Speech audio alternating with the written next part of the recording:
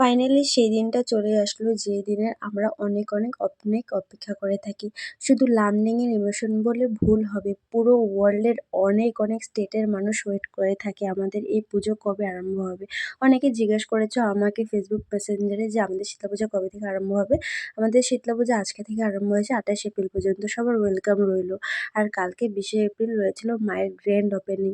আর কালকে যেহেতু অক্ষয় তৃতীয়াও রয়েছিল তাই বাড়িতে সকালবেলা গণেশ বাবার পুজো হয়েছিল। আর রাত্রেবেলা হরিসভা হয়েছিল। তাই এইবার আর গ্র্যান্ড ওপেনিং এ যেতে পারিনি। বাড়িতে বসে বসে খুব মনটা ছুটছিল সেই দিকের দিকে। কি আর করব, বাড়িতে যেহেতু ছোটখাটো করে অনুষ্ঠান রয়েছে তাই সেদিকে আর যেতে পারিনি। বাড়ি বসে বসে কীর্তন শুনছিলাম। আমাদের বাড়ি থেকে যেহেতু মন্দির বেশি একটা দূর না তাই মনটা আরো বেশি খারাপ হয়ে গেছিল।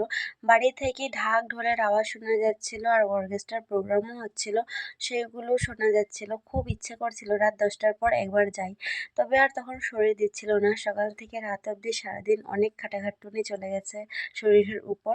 তো যাই হোক, এবার কীর্তনের শেষ মুহূর্ত চলে এসেছে, চা পার্টি হয়ে গেছে আর এবার রাধে রাধে। সবাই ভিডিওটা কেমন হয়েছে অবশ্যই জানাবে। এইবার শীতলা পূজায় কে কে আসবে অবশ্যই একটা করে কমেন্ট করবে।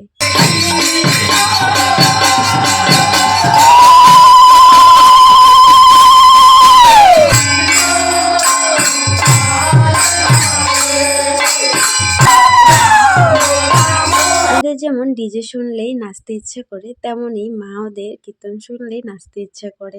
কেমন না সময়টা পাল্টে যায়, সময়ের সঙ্গে সঙ্গে সবটাই চেঞ্জ হয়ে যায় সবার, একসময় আমাদেরও এমন হবে। সো যাই হোক, কীর্তনের শেষ মুহূর্ত চলে এসেছে আর প্রসাদে ছিল মিষ্টি। তো মিষ্টিগুলো প্যাকিং করে নিয়ে আসা হয়েছিল ওদের জন্যই। আর ভিডিওটা কেমন লেগেছে অবশ্যই জানিও। ভিডিও ভালো লাগলে লাইক কমেন্ট শেয়ার সাবস্ক্রাইব করবে। দেখা হবে নেক্সট ব্লগে। টাটা।